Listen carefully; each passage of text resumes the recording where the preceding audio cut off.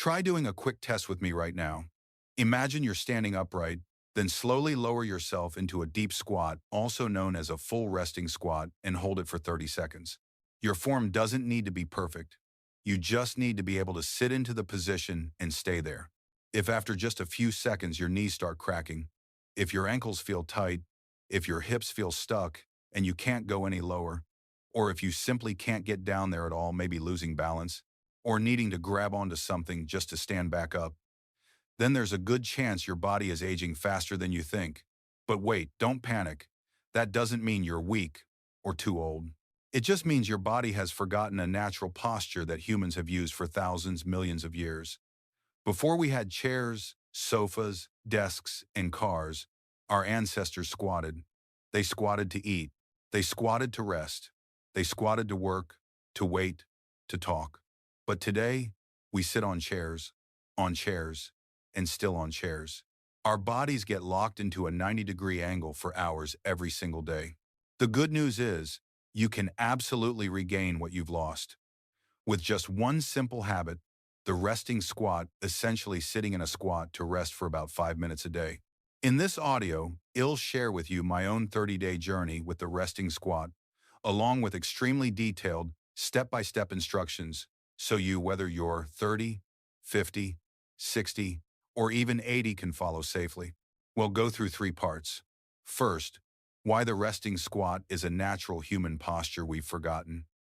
Second, a detailed guide on how to practice it, including safe variations, especially for older adults.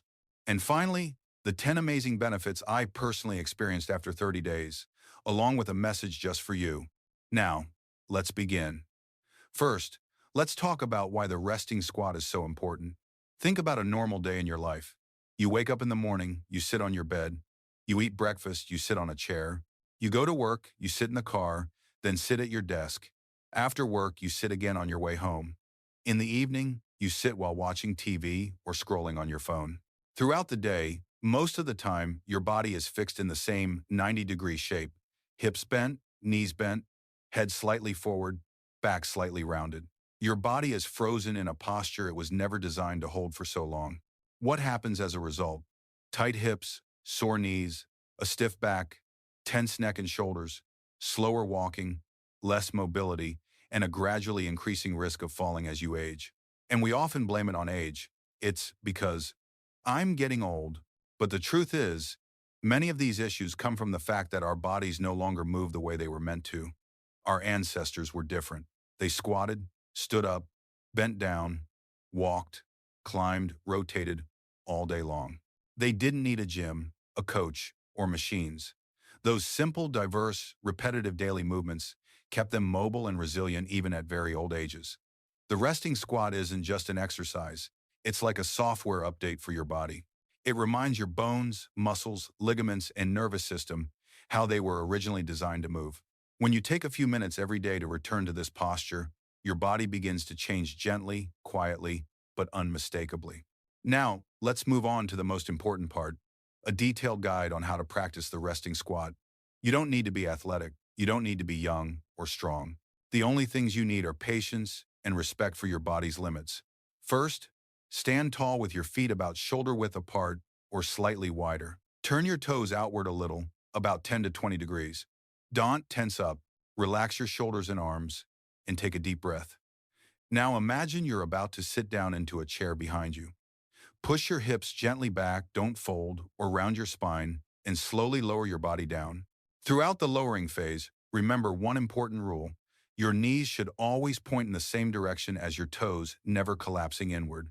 Lower yourself slowly, gently. If you feel a bit of clicking or popping in your knees, that's usually normal as long as there's no sharp pain. If you do feel pain, don't go as low, stop at whatever depth your body can comfortably handle. Our ultimate goal is a position where your hips drop close to the floor, your hips open naturally, your feet stay firmly planted, your heels touch the ground as much as possible. Your back doesn't need to be perfectly straight, but shouldn't be excessively rounded. Your chest is gently open, and your gaze is forward or slightly downward. If you can, bring your hands together in front of your chest, as if in a prayer position. Use your elbows to lightly press against the insides of your knees to help with balance and hip opening. But in reality, many people can't squat that deep at the beginning, especially older adults. If your heels can't reach the floor, don't worry. Place a thick book, a wooden block, or a rolled towel underneath them. Elevating your heels reduces ankle strain and makes it easier to squat deeper. If it still feels too difficult, we'll use supportive variations. The first method is using a chair. Place a chair or the edge of your bed behind you. Stand in front of it, then lower yourself as if you're about to sit down, but stop right before your hips touch the chair. Hold that position for about 10 to 20 seconds, then stand back up. Repeat several times. This is a half squat, and it's excellent for people in their 60 seconds, 70 seconds, or even 80 seconds. The second method is the wall squat. Stand with your back against a wall, step your feet forward a little, then slide your body down as if you're sitting on an invisible chair against the wall. Keep your knees from going too far past your toes, and stop at a depth that feels challenging but still safe. Hold for 10 to 20 seconds, then gently push yourself back up. The third method is the partial squat. You don't need to go deep, just lower yourself to a quarter or halfway down. Even if you only drop a little, that's already a great start. With any variation, remember, the goal is not to look perfect, but to sit in a way that is comfortable and safe within your body's limits. Once you're in the resting squat, whether deep or shallow, the next important element is your breathing. The resting squat is not a position where you strain or grit your teeth, it's a resting posture. So breathe evenly, slowly, and deeply. Inhale through your nose. Feel the air move down into your belly. Exhale gently, letting your body naturally release a bit more tension. Feel your neck soften, your shoulders soften, the muscles in your face relax. There's no need to fight the posture or force anything. You may feel tightness in your hips, thighs, or ankles. That simply means these areas haven't been used fully in a long time. They're beginning to wake up. So how long should you hold this position? If you're just starting, 10 to 20 seconds is enough. As you get used to it, increase to 30 seconds, then 1 minute. Your long-term goal is about 5 minutes per day, but you can break it into smaller chunks. 1 minute in the morning, 1 minute during a work break, 1 minute while waiting for the kettle to boil, 1 minute before bed. What matters isn't doing a lot at once, it's doing it consistently every day. And there's one extremely important detail that many people overlook: how to stand back up. Especially for older adults, standing up too quickly can cause dizziness or loss of balance. When you're ready to rise from the squat, lean your torso forward slightly, press firmly into your feet, and use the strength of your thighs and glutes to lift yourself. Don't jerk your body up using your back. If needed, hold on to a chair, a wall, or any sturdy support. Stand up slowly, breathe steadily, don't rush. If you have conditions such as severe knee pain, recent joint surgery, joint replacement, advanced osteoporosis, a history of fractures, dizziness, or unstable blood pressure, consult your doctor before beginning. In all cases, listen to your body. Sharp, stabbing, or unusual pain is a signal to stop and adjust. Now we come to the part everyone is curious about. After 30 days, how does the body change? The first benefit I noticed was reduced stiffness in my joints and a clear decrease in discomfort. On the first day, when I squatted down, my knees crackled like an old rusty door. My hips were tight and my ankles hurt. But after just a week of doing a few minutes each day, I realized that getting out of bed in the morning felt easier. Climbing stairs felt less heavy. Every step became softer and lighter than before. The second benefit was the restoration of natural movement. Little things like picking something up, tying my shoes, sitting down and standing up, things that used to come with a little of discomfort, gradually felt completely normal again. I no longer felt old every time I bent down.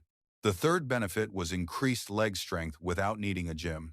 Simply holding your body in the squat position, whether deep or shallow, works the entire lower body: quads, hamstrings, glutes, calves, and feet. It's an isometric exercise. The muscles contract to hold the position instead of lifting heavy weights. For older adults, this is an extremely safe way to fight muscle loss and weakness, which are some of the main reasons people lose the ability to walk independently in their 70 seconds or 80 seconds. The fourth benefit was improved digestion.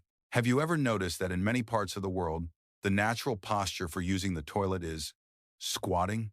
The squat position changes the angle of the colon and applies gentle, natural pressure to the abdomen, helping stool move more easily.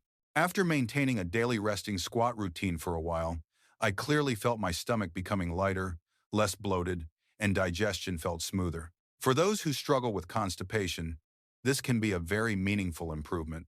The fifth benefit was better balance. Falls, slips, and missteps are a major fear for people over 60 because a single fall can lead to fractures and prolonged immobility.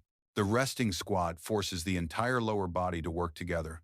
More flexible ankles, more stable knees, stronger hips, and your core muscles also engage to keep you steady. Thanks to this, your ability to maintain balance while standing, stepping, or turning improves remarkably. The sixth benefit was improved circulation. If your legs often feel heavy, your ankles swell, or your feet feel cold after sitting for long hours, squatting can act like a natural pump, helping blood and lymphatic fluid return toward the heart more efficiently, reducing heaviness and fatigue in the legs. The seventh benefit was better posture.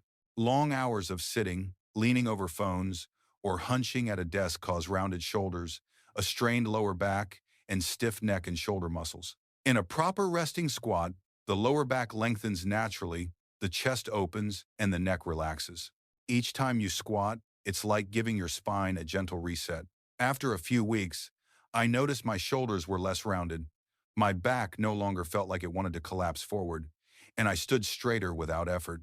The eighth benefit was improved pelvic floor strength. This group of muscles sits at the bottom of the pelvis and plays a crucial role in bladder control, spinal support, and overall core function. For women after childbirth, older adults, or anyone experiencing incontinence, pelvic floor weakness is extremely common. A deep squat, when done correctly, allows the pelvic floor to stretch, support, and function naturally rather than only tightening like in Kegel exercises. The ninth benefit was softer, more flexible hips. The hips are the central joint of the body. When the hips become stiff, the back and knees take the load, leading to back pain or knee pain. The resting squat naturally increases hip mobility. After 2 to 3 weeks, my steps felt longer and freer, and the stiffness I used to feel after sitting for a long time disappeared. And the 10th benefit, big but backed by research, is related to longevity.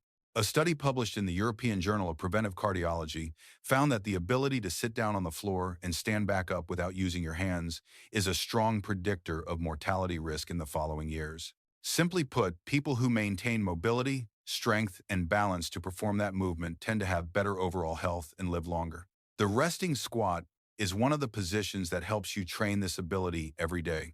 Of course, I must repeat this once more. Even though the resting squat is incredibly beneficial, it's not for everyone, at least not immediately. If you have severe knee pain, recent surgery, joint replacement, advanced joint disease, severe osteoporosis, or other serious conditions, consult your doctor or a physical therapist before starting. For everyone else, the principle is simple. Go slow, respect your limits, don't compare yourself to others. If you can squat for 10 seconds today, 15 seconds tomorrow, 30 seconds next week, that's enough. Small, consistent steps are what truly change your life.